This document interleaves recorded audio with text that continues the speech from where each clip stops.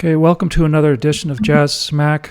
The Jazz played again for the second game in a row in New Orleans, and they lose in overtime to the Pelicans by 4 points. Pelicans win 123-119. So Jazz get off to another great start, but again, the second half kind of fell apart. Jazz Smack, your source for information and analysis about the Utah Jazz and NBA basketball. Jazz Smack is a community for passionate Utah Jazz NBA fans. So the second half didn't go so well. And really, I thought Collier had a great first half, and the second half kind of fell apart, as it did for the entire team. The Jazz have a tendency, at least tonight, in the second half, the ball just didn't move in the second half. They ended up resorting to a lot of one-on-one dribble play rather than actually just moving the ball. And for whatever reason, I don't know why that is. Maybe they were just trying to throw the game, but it just fell apart in the second half, and it was really ugly. And again, they struggled from three mightily. Another horrific game shooting from three. Like, they finished the game 11 for 46. That's obvious. Those are obviously horrible numbers, and it's going to be hard to win any game shooting that poorly when you shoot so many threes. And that's kind of the story of the night. But there were some positives in the game. I thought Kyle, he played big minutes, and I just assumed this was a career high rebounds with 17. I haven't looked at all of his stats for the year, but I don't remember him in another game with 17 rebounds. So I think that this was his high in both minutes and rebounds, which was really good to see. And Walker again played really well, I thought. I think very impactful. He didn't block a lot of shots, but he got double digits rebounds, got double digits points. I thought he played really well. So some positives, and again, the Jazz lost. So even though they struggled in the second half, I'm happy at the outcome because the game was close and they ended up losing, and I still think they need to lose. Oh, any thoughts? Yeah, what do you think on this back-to-back on the same court? Do you like that, or do you not like that? No, I think that's bad. I mean, even though it's not back-to-back nights, still, I don't like it. I mean, the Jazz, the NBA never used to do that. It was unheard of, and now it doesn't happen. It's not a common thing, but it does happen. I think it probably happens to every team in the NBA now. I haven't looked at every team's schedule, but the last few years it's happened, and yeah, I'm not a fan. Yeah, I think they did that in response to the tournament, to account for the tournament, the mid-season tournament, which, also in my mind makes no sense at all, like why they're doing that. It's a gimmick that doesn't seem to be working. But I'm not a big fan either. I mean, I do think, like in the last, we've won some games at home where teams have come and done that to us, where we beat them 2 in a row, and it kind of feels good because you get 2 wins. But, I honestly don't mind the back-to-back in different cities, but I just don't think you should do it on the same court. What I remember them saying was that they're doing that to minimize travel, but I really think it's in response to the in-season tournament, which is another one of Silver's ideas that in my mind just hasn't worked. So just like an aside on it. But, I felt the same way about the game. I was actually really worried in the third quarter we were going to win that game. And this one was, you can't blame this one on Hardy, because you can't put a team that's worse than that on the court and still, I think where the Jazz have hurt themselves is the prior games, because we're going to have some of these like this where we're going to win the game. Let's face it, we could have won this game, and we put out a team that was as about a weak a team as we can, with none of our core guys out there except Walker. And I think he traded Sexton for Walker in this game. So if we would have won that, it would have been shocking, right? But we almost did. But let's look at the box score, because I mean there were some positives there that I think we should talk about. Um,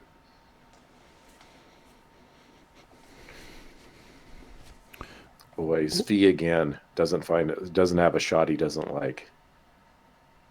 Yeah, that guy's jacking up. That guy's jacking up. Obviously, I mean, 26 minutes and he shoots 10 threes and 14 shots overall. His block, that one block where he got it on the fast break, that's pretty impressive. But yeah, it's not only that, he shoots 14 shots, 1-for-1 on free throws. That was obviously an and one on where he tried to dunk it, and the guy blocked it and ended up going in anyway. But 0 assists. So he takes 14 shots and gets 0 assists. Yep. And it's just not encouraging. But Svi can shoot it, and he's never seen a shot that he didn't like. I honestly think he's going to be traded. I think I think Ainge's strategy with Svi to sign him to multiple years was that he knows he has a tradable asset, and I think he will be traded. So I think we're going to be getting second rounds for him, but that's what I think is going to happen to Svi. But he guns it. I agree. He's one of those guys that if we would have played when we were young, like, man, this guy, don't pass him the ball because he's just going to jack it. Like every time he touches it, he jacks it. Yeah, it's the guy you play in pickup ball that you're just you don't want to end up on his team, because if you do end up on his team, you play once with him, then you go, I gotta go, and then you just leave because you don't want to play with them anymore. If you win the pickup game, that is, and you're still on. But let's face it, we've got multiple of those guys on our team, including my favorite player, Colin. So, but Keontae is that player too. So and Clarkson obviously. Clarkson too. Yeah, those guys aren't passing the ball for anything in a pickup game. So I, aside from that, like the minutes distribution tonight, I'm not really unhappy with the minutes distribution tonight. I mean, I think Cody would have played more had he not really rolled his ankle, and I assume that Cody will be out for a week now. Because he completely rolled it over. So I think he'll be out for a while. But obviously Keontae is still 38 minutes and he's leading the team in shot attempts, and he's consuming the most possessions again. So he shoots 20 field goal attempts, goes for 2 for 11 on 3, 9 for 10 from the free throw line. He's consuming just a ton of possessions. So, and 6 for 20 from the field overall. I mean, obviously those are horrific numbers. And the Jazz as a team shot under 40%. Now, it's not really important to talk about team numbers right now because we don't really care what the team does. It's kind of irrelevant because most of the players on the team are going to be elsewhere. But, from a watchability standpoint, shooting under 40% from the field and 11 for 46 on 3 is not a particularly pleasing game, again, to watch. Yeah, interesting thing, though, and this is 2 games in a row with Keontae, and we have to take it with a grain of salt because we don't know, is it against New Orleans? It's not pressuring the ball enough, but he has 7 assists and 0 turnovers. And let's face it, for Keontae, that's good because he's a turnover machine. So, he has not had a good assist to turnover ratio this year, and showing just he's not a point guard. So here he didn't play a lot of point guard, and honestly, he's playing better. I mean, not shooting the ball better, but playing better. So that's the encouraging. I mean, 7 assists, playing off guard with 0 turnovers. I like that, right? I think that's a good part of it. Yeah. The assist numbers and turnovers numbers tonight were really good. And Keontae obviously has a real tendency to turn over the ball. So getting the ball handling responsibilities and running the team, taking that out of his hands, I think has really helped him cut down on the turnovers because, I mean, let's face it. I mean, he got picked clean so many times last year, just one-on-one against the defender. I mean, the guy's just picking him clean, and that happened over and over and over. So if he can just get away from that, that'll cut down on his turnovers too. And so that's where Collier's has really helped. Yeah, and I don't think they've started to really pressure him this year like they did last year. I expect that later in the year if he does have to handle the ball, that I think they'll just pressure him and do the same thing to him. And I also think that frustrates him where he starts to jack up a lot of shots and in my mind, what happened to him last year is he started poorly. Then he had like this 3 or 4 week stretch that, the people that were the big Keontae fans were like, oh, he's arrived, he's there. And then the teams just said, like, they got the scouting report, said, look, just pressure this guy all the way up the court. And they did, and they really frustrated him. I mean, they started to take away the ball. He turned over left and right, and he couldn't hit anything. And so we'll see if that happens again. I mean, for our sake, we hope not, but it wouldn't surprise me if it does. But, if you take the ball out of his hands, obviously it helps. And I guess that gets, why don't we talk about Isaiah? Yeah, I mean, again, I thought the 11 assists against 4 turnovers, that's not 3-1. That's not the gold standard of 3-1, but still, that's a good assist to turnover ratio. And he got off to a nice start shooting the basketball too. It's the second half where he started trying to play one-on-one with guys. I mean, he struggled mightily in that role. So, but boy, that first half, I mean, the ball was going all over the court with him in control. I mean, he was just moving it, and he was moving it to the right people at the right time. That assist where Drew Eubanks gave it up to him, and then Collier took like one dribble and then gave it right back. He shoveled it right back to Drew for the dunk. I mean, that was actually perfectly executed. He didn't try and throw the lob. He actually just gave it back to him where he could actually just make an easy dunk. And I wish the Jazz guards would do more of that rather than just throwing lobs all the time. So, but other than that, I think he played another really solid game. I'll just kind of discount the second half where he's trying to play the one-on-one stuff, and that didn't work out well.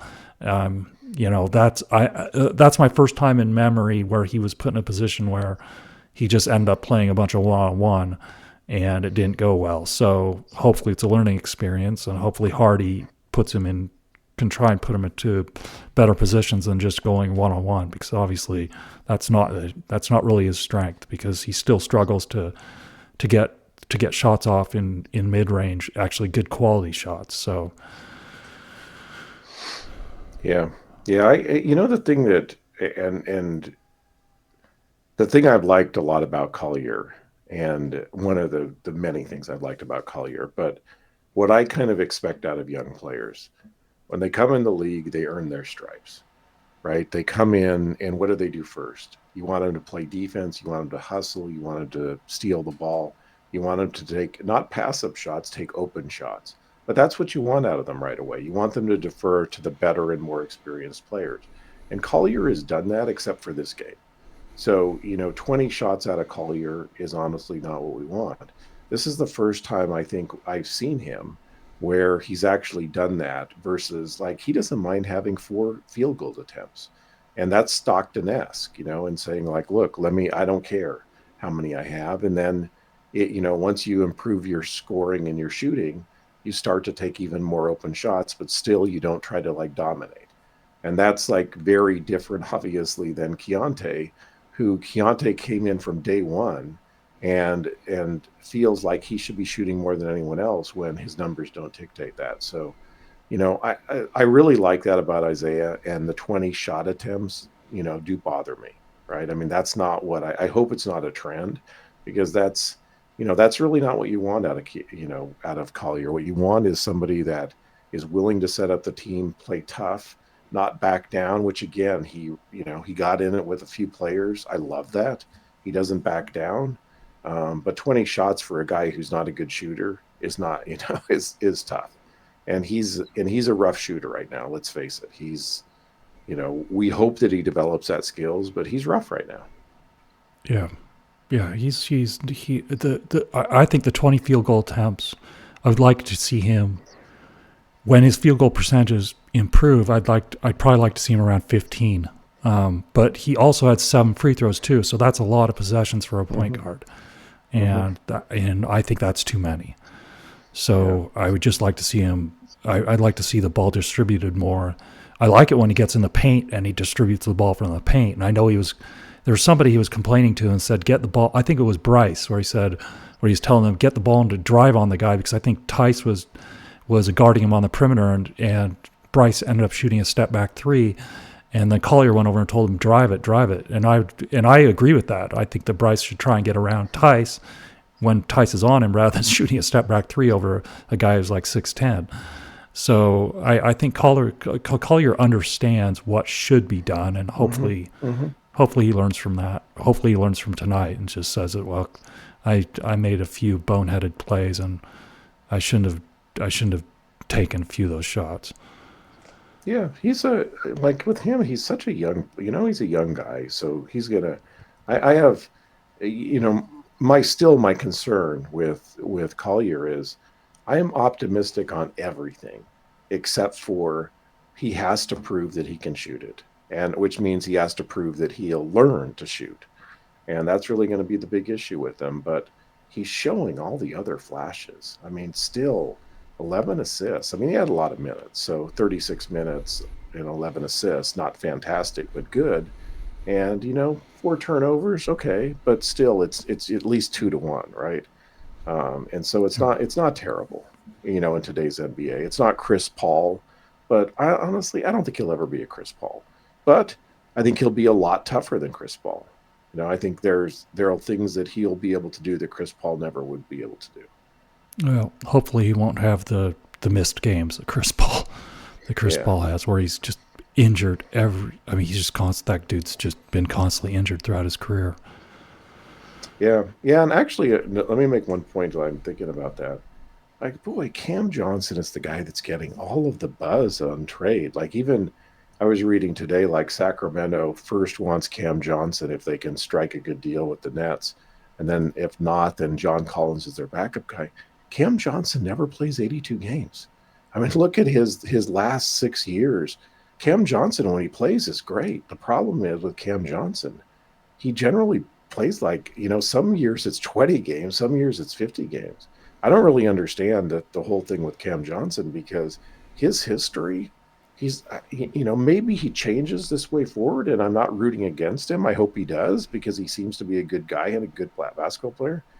But he's injured a lot. And I find it really interesting that, the key to winning in the playoffs is having a healthy team, right? And do you want to, spend your 2 first-round draft picks to bring him in, knowing that he may not be available in the playoffs? I don't really get it. Yeah, I don't understand the fascination with that guy either. I don't see how that guy improves any of these teams significantly to be talking where there's so much talk about trading for him. I don't get it. Honestly, I just don't get the fascination with that particular player.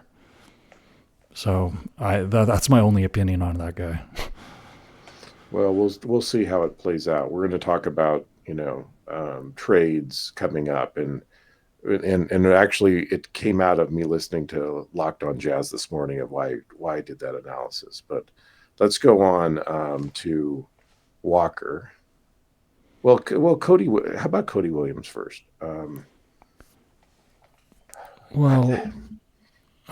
I wish they would send Cody to the G League. Right? I mean, let him play out the rest of the year in the G League and get his confidence up. I don't really understand why.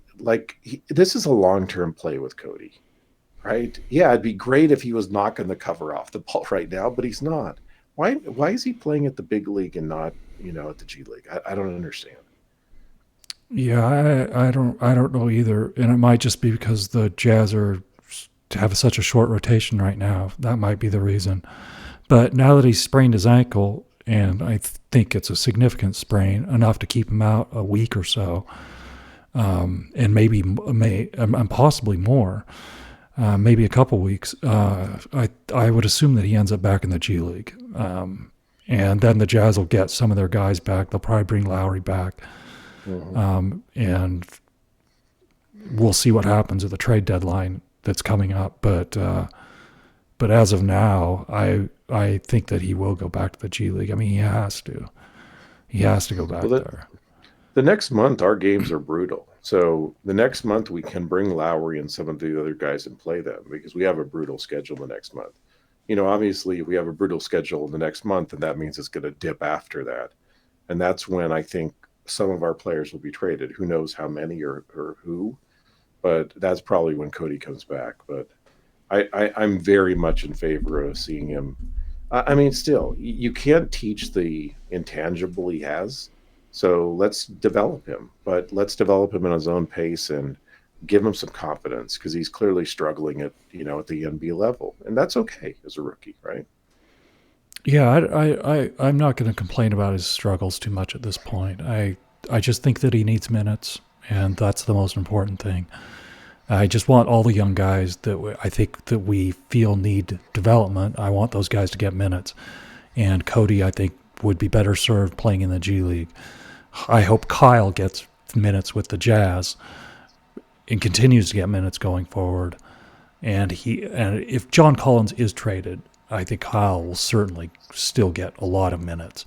And it's nice to see him get 38 tonight. Yeah, he didn't shoot the ball particularly well, but the 17 rebounds, 4 offensive, I mean, those are really good numbers, obviously, for anybody, regardless of whether it's a rookie or not. So,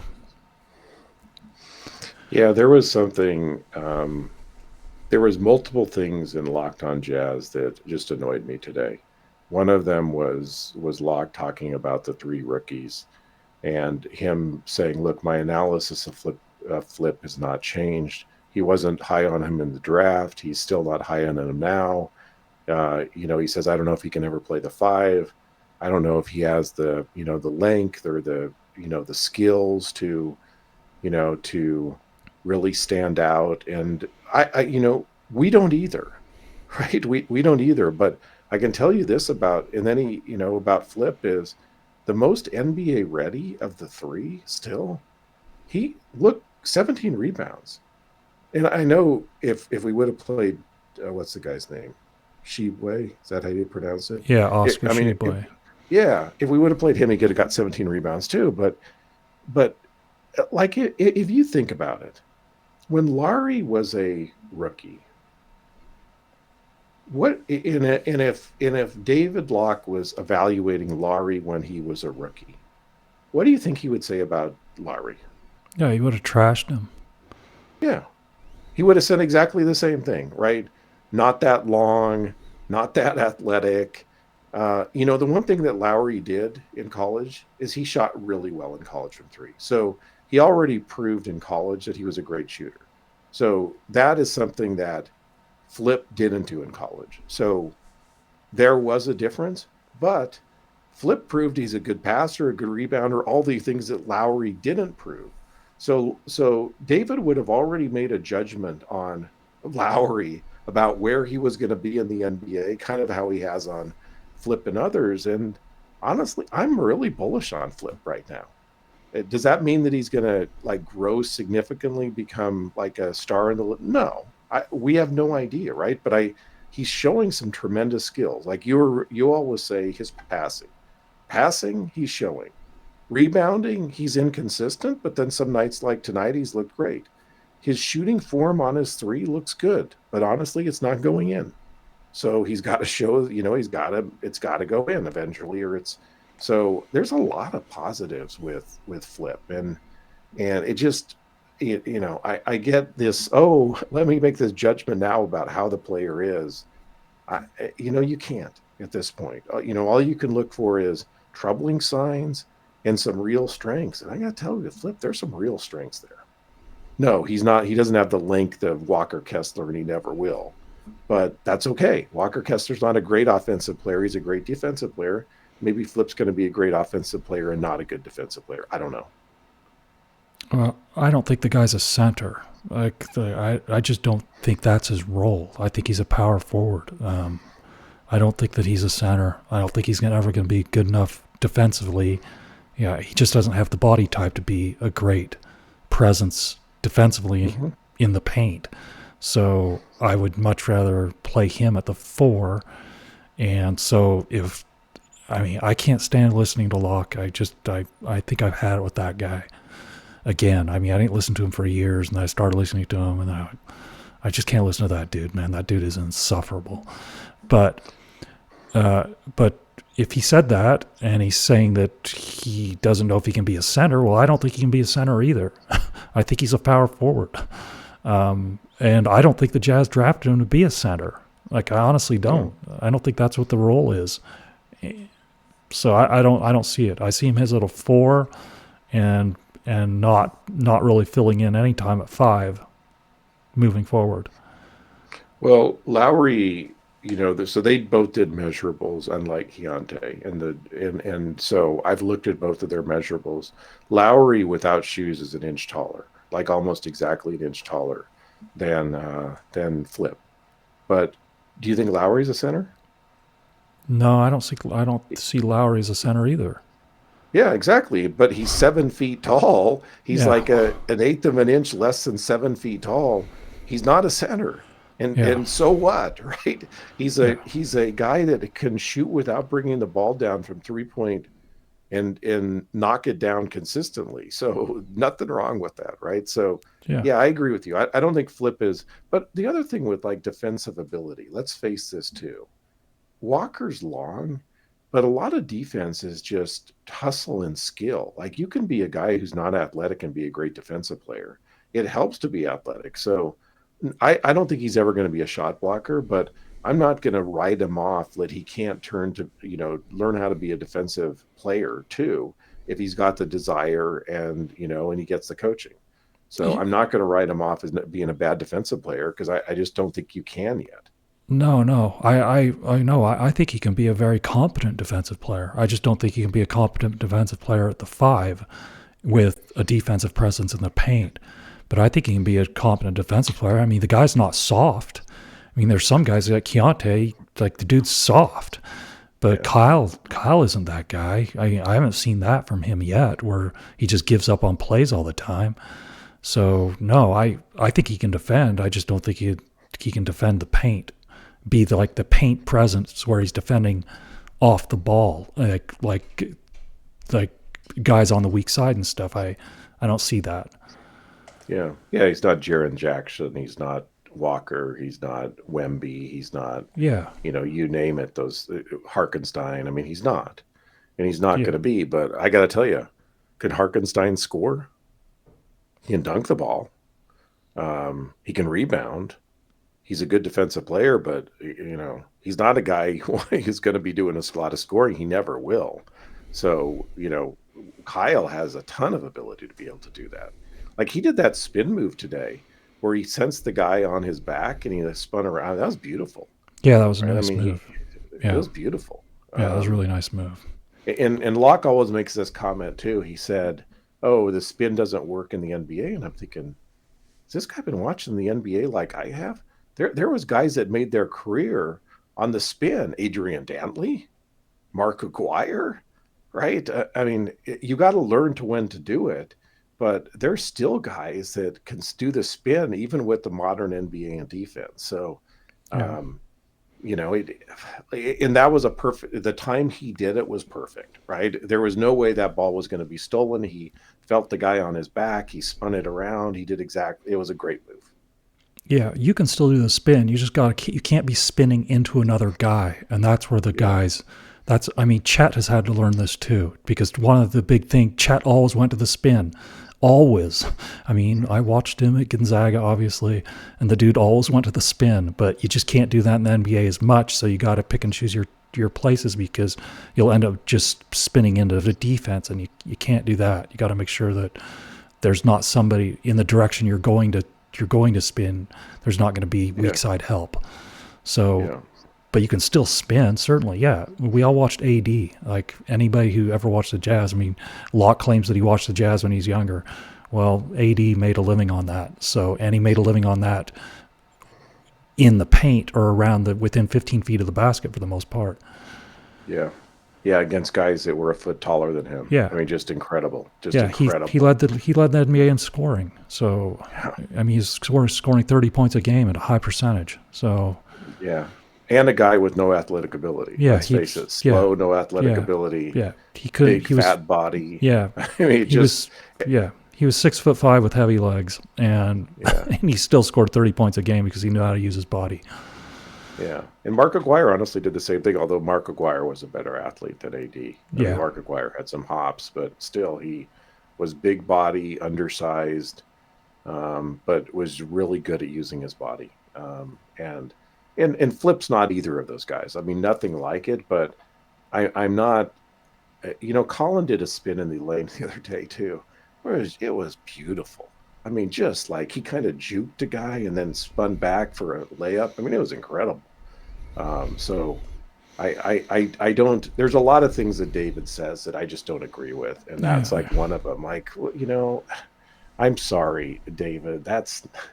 It's the spin still isn't effective in the modern NBA like it was 10 years ago, like it was 20 years ago. As you said, you just can't spin into somebody. And if you do the same move all the time, of course, NBA scouting is going to scout against that and know what you're going to do. So you got to use it selectively as one of the tools in your tool chest. Yeah. Yeah, it just needs to be selective, and that's something that needs to be learned. It's not something that's going to be known. I mean, you can't get away with all the same stuff in the NBA that you did in college, and you're not going to have a feel for what you can get away with for a year or two. So it'll just take a little time, but he'll learn, just like Chet's learning. Yeah. Yeah, say one thing about Chet too. You and I are both rooting for Chet, and it's amazing how well they're playing without Chet, Mm-hmm. right? But he missed a full season, his first season, and I just read that he's going to be reevaluated in 3 to 5 weeks. There's some real warning signs with Chet too, Mm-hmm. that if he's going to be able to stay healthy, and Yeah. like I made this comment to you, which now I look back and it's a foolish comment. I would have traded away Wemby because I'm worried he can't stay healthy, and he has. And I'm not rooting for him to get injured. I'm rooting for all those guys to be there because I want to watch him play basketball. But Chet has some real worry, very frail body. Can he stay healthy? It's a big issue Yeah. because, for him to be impactful throughout his career and helpful for that team, he's got to stay on the court. And Yeah. so far, he's struggled to do that. Yeah. Chet and Wemby could both end up as Ralph Sampson. Right? They could both very easily end up as Ralph Sampson. I mean, Or it's Yao just Ming, right? yeah. Yeah. So let's hope not, because they both seem. I mean, Wemby's putting up fantastic numbers. So, and Chet could too. Like, it's just. So I hope he makes it back before the playoffs for Oklahoma City. I think he could be really helpful for them. And he seems to be a good guy, and we're rooting for the small school guy from Minnesota, right? So, but I think there's some warning signs for him. Yeah. So Anyone else on here? no, I think that pretty much covers it for the box score. Was Johnny hurt today, or just got a DNP? I know he was in street clothes, so, Okay, so I don't know what the deal. I don't even know what's wrong with him. I have no idea. Probably I mean, just I'm sure. a rest. I'm sure they probably talk about it pregame, but I don't listen to the pregame, so I don't know. Okay. All right. So let's go on to what are your other points you wanted to talk about? Well, I think that's it for everything so- for the night. So let me first go to the other lock point, and that's the spreadsheet I sent you. So, and I'm not going to represent that I was the guy that knew this. I knew this because I watch NBA front office. I listened to Trevor Lane and Keith Smith, and it was a Keith Smith point. Somebody made a comment, or a fan made a comment about how the NBA trades are behind schedule this year. And Locke made that comment today. And I just, to illustrating, and I did the math because I didn't know, like, right, is Keith Smith right, or is David Locke right? Well, it turns out Keith Smith is right. That if you look at through the 20th of of 5 seasons, and the COVID season, they moved the trade deadline back to March 25th, so I took it out. But if you look at the deadline here through January 20th, from the beginning of the season, of trades that have happened over the last 5 years, of like regular seasons. If you look at it, and it's small, so I'm struggling to see it, but just count the number of trades each of these seasons.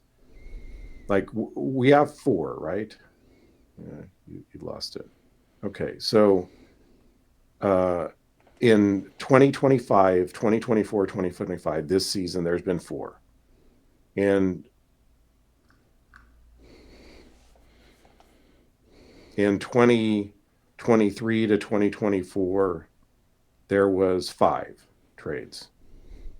In 2022 to 2023, there was 1 trade. The season before that, there was how many trades? 4 to date. And then go down into the season prior to that. And the season prior to that, there was, it looks like 6 trades. So we're not any different this year than we've been other years. It doesn't mean that we're going to have a really active February 6th trade deadline. But most trades during the season happen the week of February 20, like the week of February 6th, and frankly on February 6th. Yep. The other thing that's very interesting to point out here about these stats is there's this assumption going around right now that only second round picks are getting traded. No one's going to offer a first round pick. Well, I highlighted in red the number of first round picks for these other seasons. There's almost no first round picks traded these other seasons either up until this point in time. Like, look at it. There's 2 total across those 5 seasons. And one of them was Siakam, 3. So 3 total trades where first rounds were 10. And 2 of the 3 were highly protected picks, first round picks. And honestly, Finney Smith, I think, was offered was it Oklahoma City that reportedly offered a first round, but a highly protected first round for Finney Smith. And, the Jersey decided they'd rather have 3 second rounds and traded him to the Lakers because they thought it was better than a highly protected first round pick. But I wouldn't say that this season is out of the norm at all. So the assumption that Locke made, like, oh yeah, this is different. No, it's not, David. It's not at all different from other seasons. It's not going any different on a different pace than other seasons. And the whole concept of, that, oh, no first rounds are being traded. Actually, they weren't in other seasons either. Now, I'll also say this about the first rounds. One of the reasons why teams struggle to trade first rounds, most of the first rounds of the teams that are good have already been traded. They may have like 1 or 2 first rounds left. So that's like the challenge right now in this year and the last few years of the NBA. There's very few first rounds to be traded. I mean, for a while it was Phoenix holding on. Well, Phoenix traded them all for Durant. And then it was like New York had all of them, and well, they traded most of theirs for Bridges, right? So there's not a lot of first rounds actually that can be traded. So we may find at the trade deadline there's not a lot of them, not because teams won't trade them. They don't have them to trade them. So, I'm not sure this year is going to be any different than prior years. I mean, we'll have to do this again after the trade deadline to see like how many deals this year is for the last. But look at this data through the 20th, no different this year. So, Locke's assumption without really doing any research turned out to be flatly wrong. And he could have just learned that by listening to somebody else, other than himself, like do NBA analysis, because the data's out there. Yeah. Yeah. I don't know.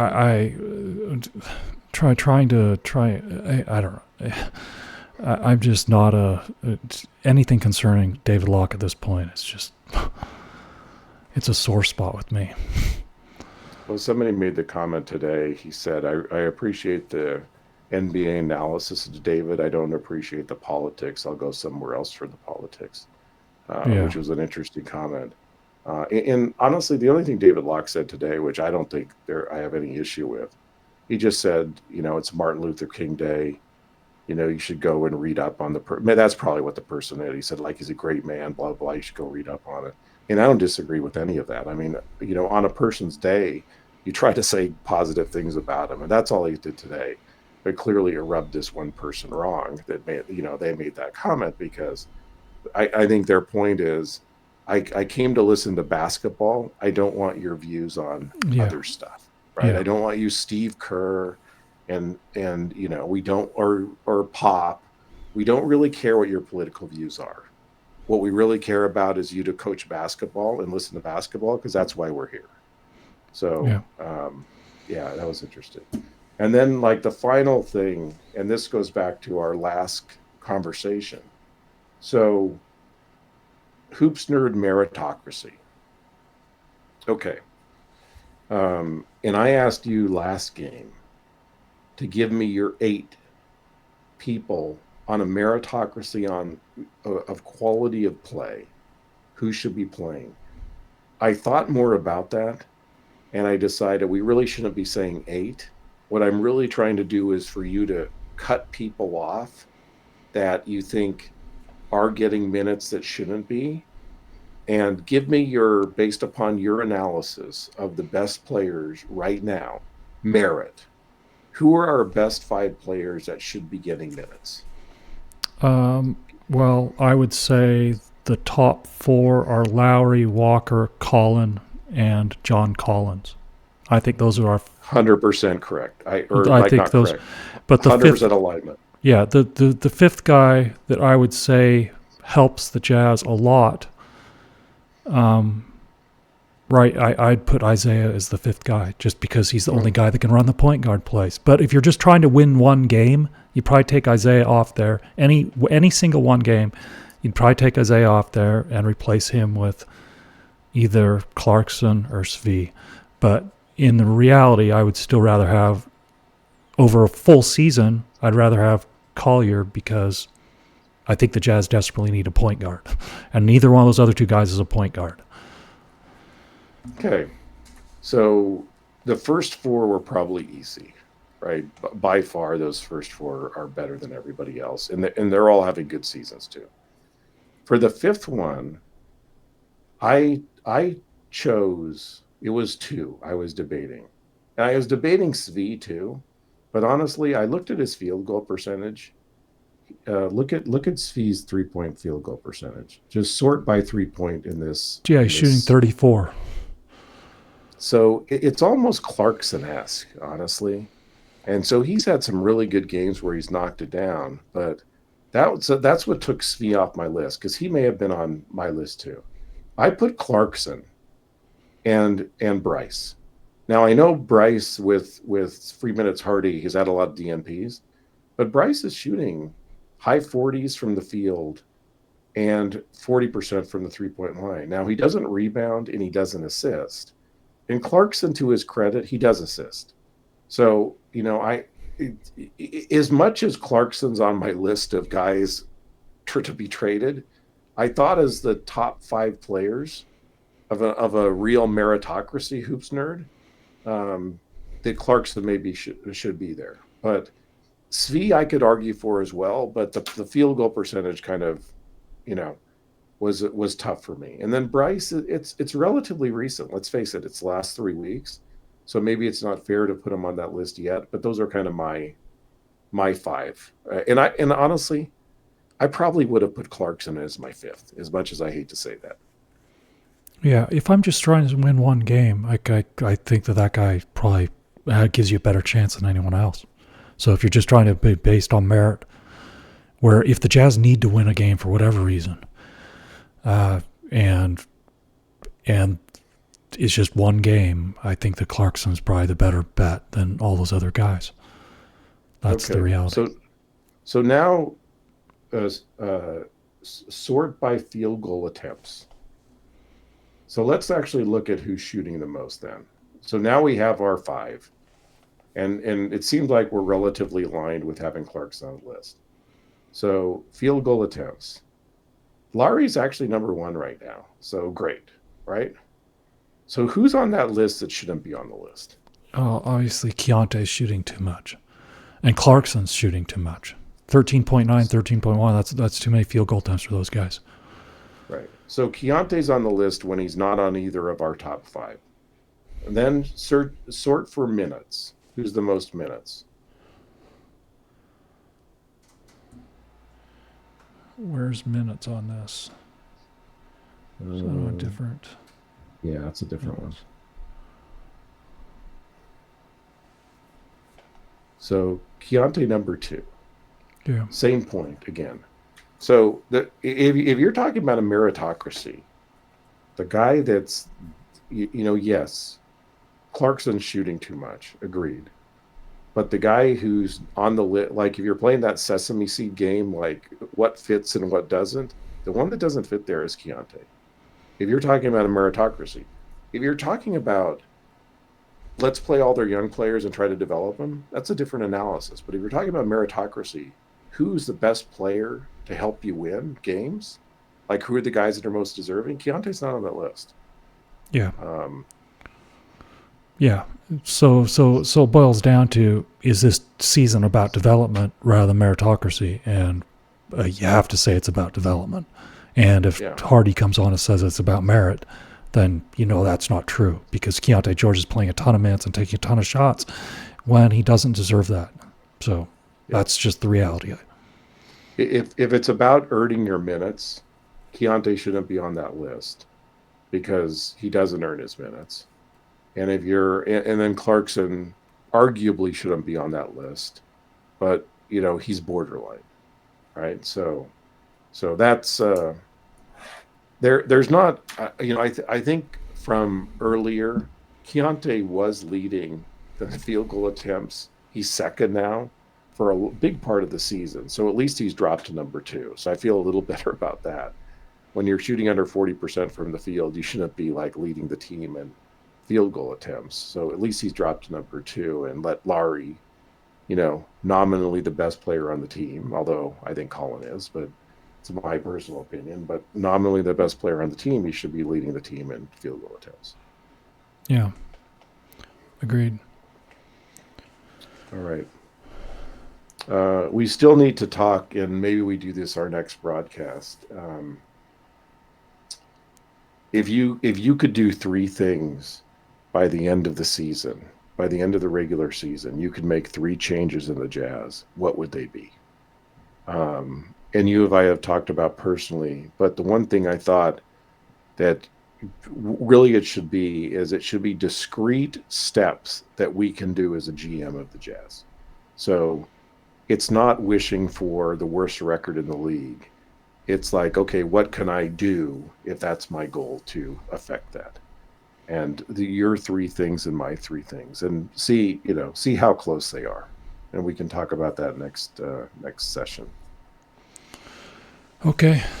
Well, I guess we will call it a night then, and we will. When's next game? Do you know when's next game? I don't. Okay. Well, whenever that next game is played, we will do another post game, and we will talk to everyone then. Other than that, everybody, we hope you have a good night, and please like, share, and subscribe. And we will see you after the next game. Good night, everybody.